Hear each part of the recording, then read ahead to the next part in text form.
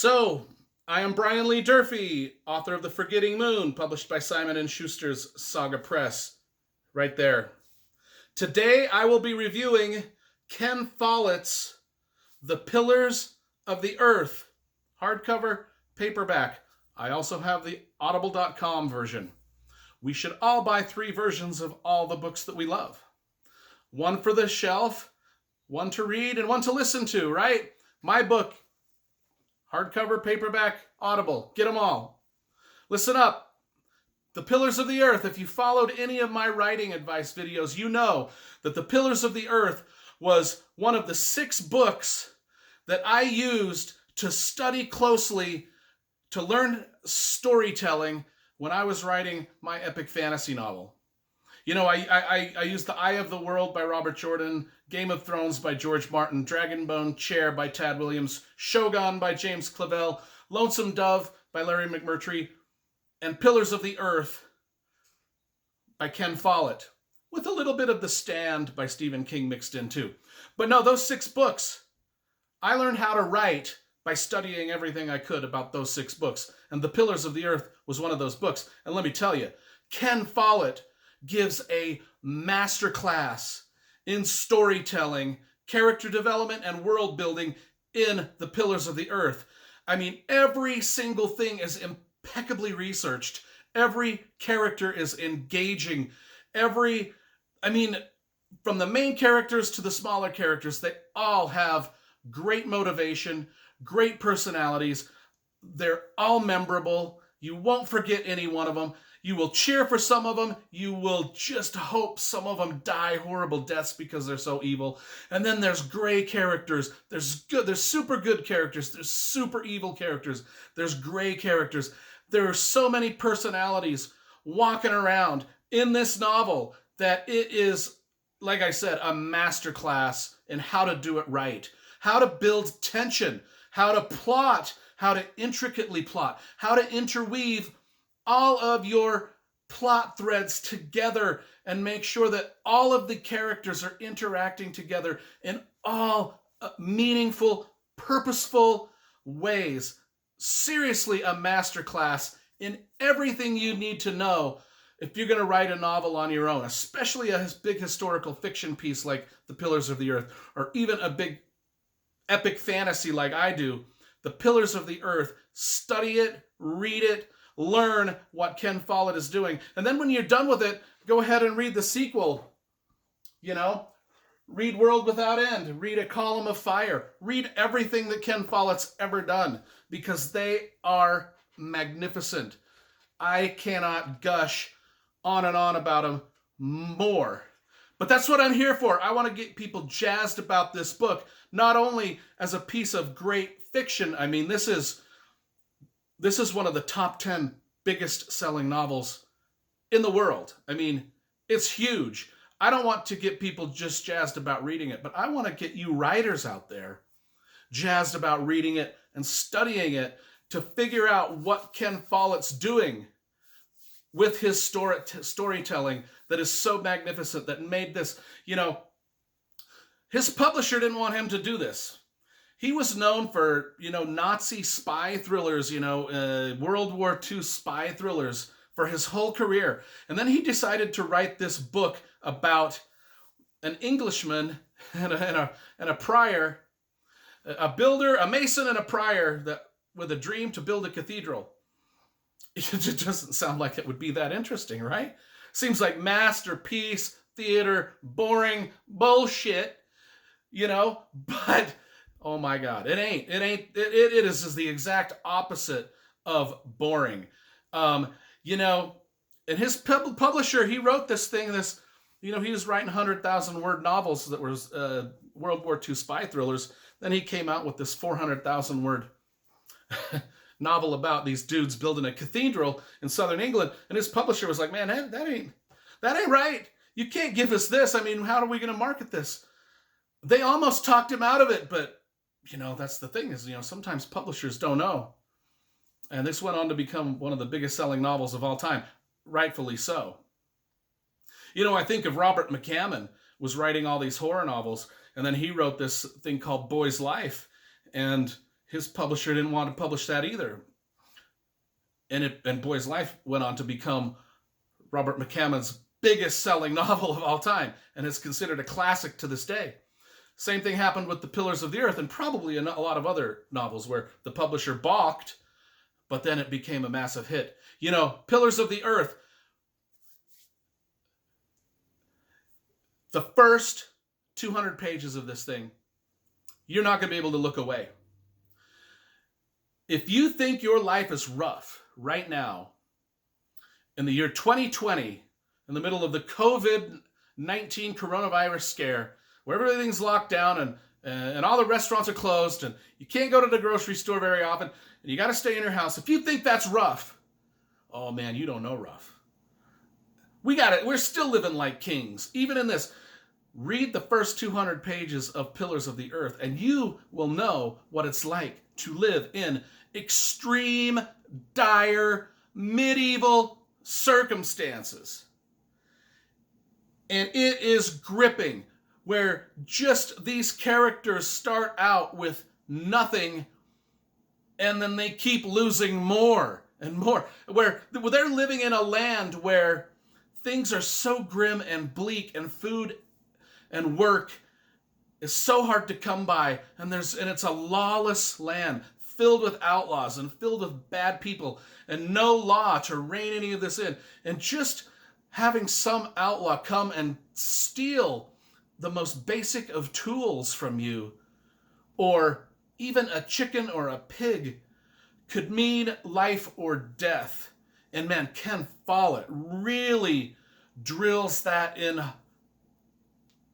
He pounds that home. I mean, the first 200 pages, you're gripping the book just because you're watching a family trying to survive on the English countryside in the 11th century England, where it's a wilderness. It's a wilderness, and there are outlaws and there are evil knights, and nothing goes right for anybody at any part of time. And you know, even a pregnancy, even an unplanned pregnancy can mean death for virtually everyone if you do not have shelter or food. And my God, there are so many parts, the first 200 pages of this novel, just watching this family, Tom Builder and his family, guy's name is Tom Builder, our main character. Tom Builder and his family are just wandering about the English countryside, looking for work, looking for food, just looking to stay alive. And around every corner is danger and possible death. And I mean, I teared up in multiple scenes just because I was rooting for their success so hard, and it was so heartbreaking.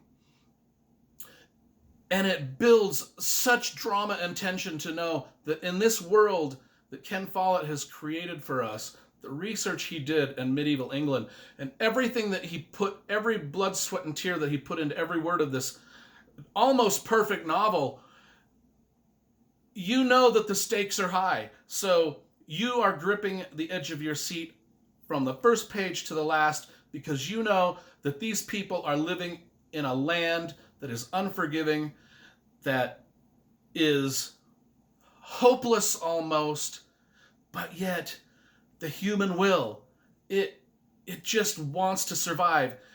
Each character just wants to make something of themselves, even when it seems impossible.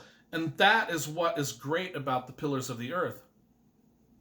Those first 200 pages of just sheer terror. I mean, it's a horror novel, really.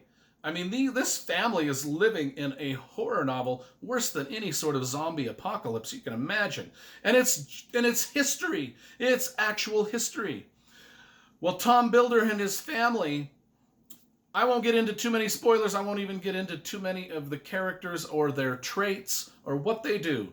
Because if you have not read this yet, that is part of the excitement of this book, is just discovering along the way the multi-layered plot and everything else fantastic that goes along with this. Every character is great. Now, I will say there are good bishops, there are bad bishops. There are good priors, there are bad priors. There are devout people, and there are non-devout people.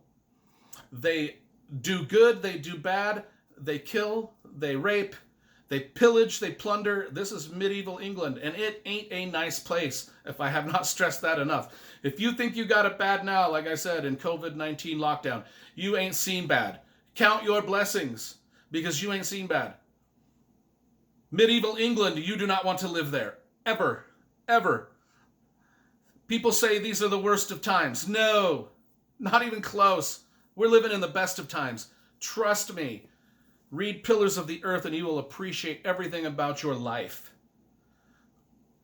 And if these people in this book could have hope, you can too. That's the theme of this thing. Because Tom Builder and his family, they struggle, and he finally gets a job working on a cathedral. He's a mason. He's a stonemason. He knows how to design buildings and build buildings. He finally gets a job on a cathedral. And you know, it's a metaphor for everything that's happening in this book, is that building of that cathedral from nothing, with no hope of ever seeing it completed. Because these cathedrals, they took hundreds of years to build. So the people that started it, they did not get to see what it ended up looking like when it was finished. But yet they put their heart and soul into it. You know, it's inspiring. It's awe-inspiring. I've been to Europe and I've seen these cathedrals, like the one Ken Follett's talking about, which now he set the story down in southern England, you know, where near Winchester and Glastonbury and stuff like that. But I've been to Tintern Abbey and I've been to Stonehenge and I've seen these cathedrals. The ruins, the Tintern Abbey is just ruins. But I've been to some of them, the cathedrals that still stand, like Cologne Cathedral in Germany or Notre Dame. In fact, I was at Notre Dame like about a week before it burnt down. I know this is morbid of me, but I kind of wished I would have went a week later so I could have took a selfie of myself as it was burning down. But, you know, hey, 7,700 years of history, perfect for my selfie, and I missed it by a week. A week. God, what a tragedy, though. What a tragedy that it burned. And all of that, gosh, I hope they save it, because these cathedrals are monuments to the human spirit. I'm not a religious person at all. I don't like religion one bit. But man, when I go into these cathedrals and I see what these people did, these people built these things 700 years ago. And that Cologne Cathedral in Germany, that's 500 feet high. That's half as high as the World Trade Centers. That's how high they were building those things 700 years ago. It's amazing. And these characters in Ken Follett's The Pillars of the Earth are working on a structure in 11th century England that's going to tower above the landscape. And it's just amazing how they do it. You learn everything you want to know about building a cathedral. You will learn about this in this book. Not only that, but you will learn about how awful people can be to each other, especially when there's no law, or maybe there's a lord of the land who's lawless or just selfish and an a-hole, because there are evil knights. I mean, this book, it's about building a cathedral, it's about adventure, it's about political intrigue, it's about survival, it's about great characters overcoming the odds and succeeding. It's about a lot of them trying to overcome the odds and not succeeding. It's about all of that.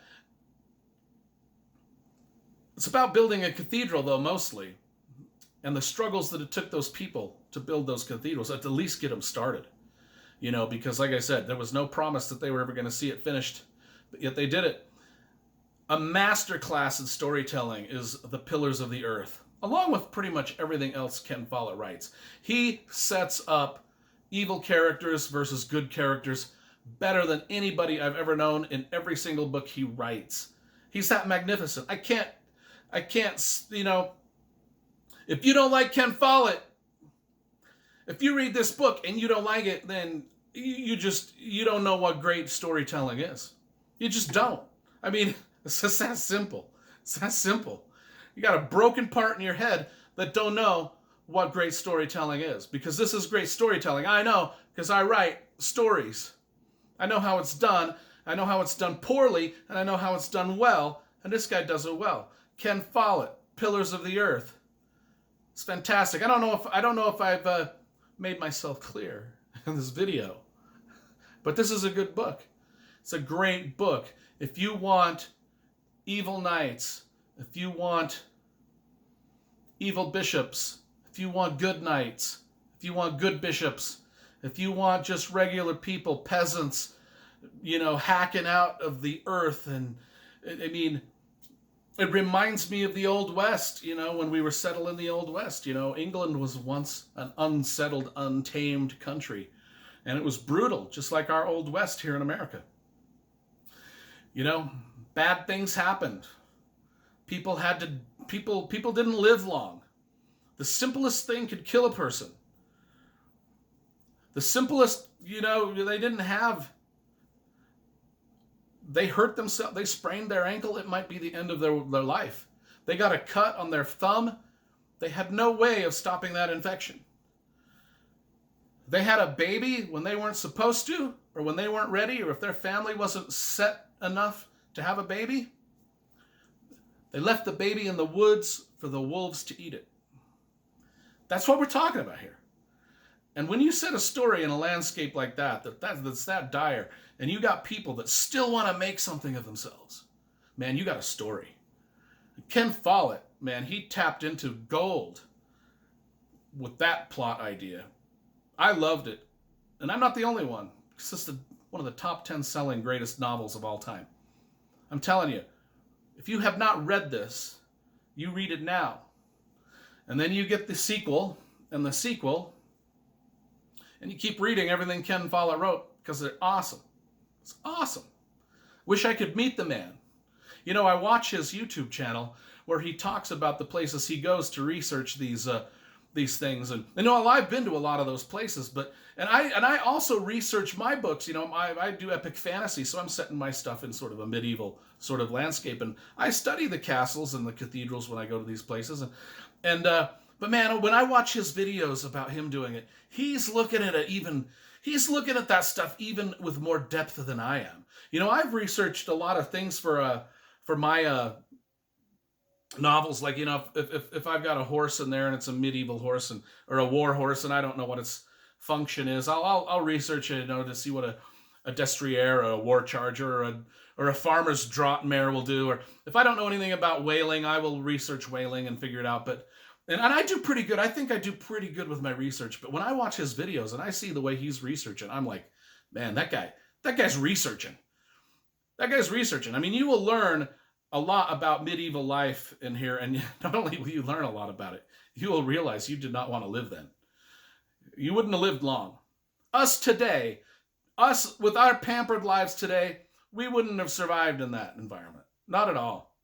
Not at all. And that's why this book is great, is because you got characters that should not be surviving in the environment they are living in, but yet they do. Despite getting knocked down over and over and over, and people they love getting killed around them over and over and over, they still carry on, and they still look for the good in each other, and they still help each other, and they still fight against evil with each other side by side. And then they construct massive edifices, to their Lord and Savior. I wouldn't construct a massive edifice to a deity because I don't believe in a higher power like that. But these people did. I would construct something to something else. But God, it's just, every time I read this, I read it when it first came out, and when I was a young person in the 90s, early 1990 or 1989. And I've read it about 4 times since, and I just reread it recently and just savored every word. If you want to learn how to write, this is, part of my book reviews are writing classes at the same time. And all I got to say, go pick up this Ken Follett, Pillars of the Earth, and it'll teach you how to write. It'll teach you how to research. It'll teach you everything you need to know. Just study it. Read it over and over. I love it. If I rate books 10 out of 10. 1 out of 10, 1 to 10. 1 being bad, of course, 10 being good. If I give this one a 10 out of 10. If I could give it higher, I would. Hell, what's to stop me from giving it higher? I give it higher. It's better than 10. Better than 10. Pillars of the Earth by Ken Follett. It's one of the best books I've ever read. In my top 5 books of all time. Ken Follett, Pillars of the Earth.